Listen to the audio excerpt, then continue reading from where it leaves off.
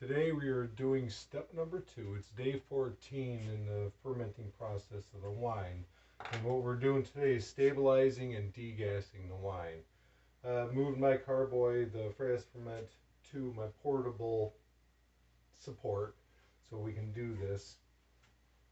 Now what you want to do, make sure everything you have that you're using is clean and sanitized. Both. My hands have already been washed. We need either a stirring spoon or a stirrer for your drill, which is what I recommend. A wine thief, so you can take wine out and sample it, and make figure out what your SG is. And then we got our test tube and triple hydrometer. And this is all sitting as sanitizing solution. So what we're going to do first, we're going to take this lid off. Set that aside.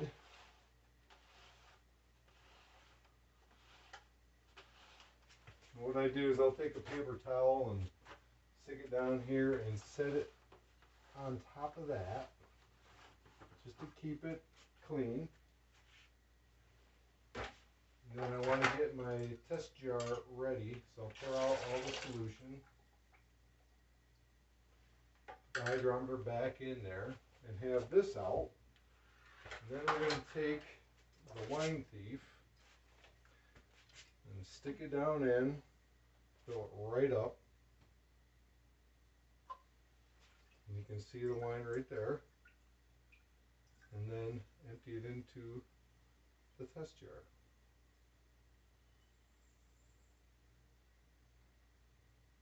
You want to make sure you have plenty of it, because if it's dry, that scale is going to drop considerably. A little bit more than what I need, but there's that. We'll rinse this. And what you need before you can proceed is an SG below 0, preferably like 996 or 994. So now we'll take the triple scale hydrometer, put it in the test tube and spin it and drop it. And then we want to read straight across. That reads probably 991, almost a 990. So then we want to mark that down, because you want to keep track of everything. Keep good records. 0.991. Take that out, rinse it off, put it in the bucket to be cleaned. And you'll notice right now the wine is rather cloudy, but that's why we're degassing and stabilizing. And I pour it in nice and gentle. Try not to incorporate any more air than you absolutely have to in there. A lot of guys will tell you not to do that. I do it and I've never had a problem. Sometimes they'll even check the pH, but we'll hold off on that. Typically with these kits you don't have to worry about it. Okay, so now what you want to do is you add your packs of potassium sulfite, potassium metabisulfite, which will kill any kind of foreign yeasts or any kind of bad things you don't want in there. Oh yeah, it's doing a job in there. And then you got potassium sorbate, which it won't kill the yeast, but it'll sterilize it, so it will not continue fermenting. So that when you go to bottle and back sweeten, it won't re-ferment in the bottle. And then you want to stir, according to this, 5 to 10 minutes, and that's using a hand stir. So with the drill, you can probably do it for about 3. So you want to figure out what time it is, and the other thing you want to do is turn off the collection ball so you don't stir that up. And put it in there and stir it fast enough, but not so fast that you incorporate air into it. You don't want it to splash, but you do want it to spin really good.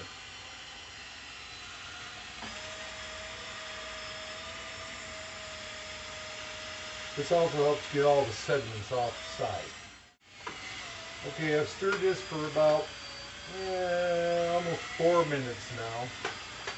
Stir very vigorously. If you stir vigorously with the drill, it makes up for more than double what you can do by hand.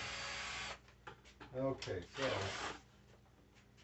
get this off and rinse that off and put it in the, to be cleaned, the bucket.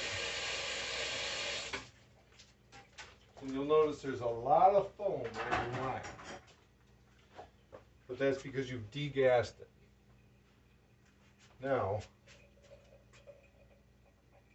you want to put the top back on. What I do is I keep a little spray bottle with sanitizing spray. And I like to make sure everything is sanitized well. So I won't tip it over because the airlock has the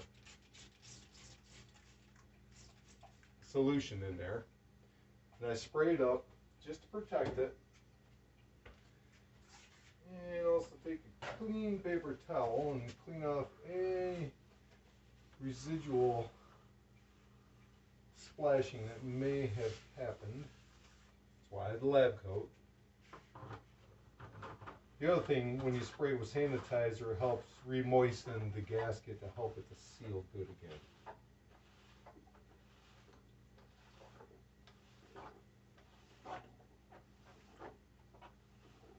And the thing you want to do is keep an eye on the airlock. Make sure you have plenty of liquid in there, whether it's some kind of strong alcohol or sanitizing solution in there.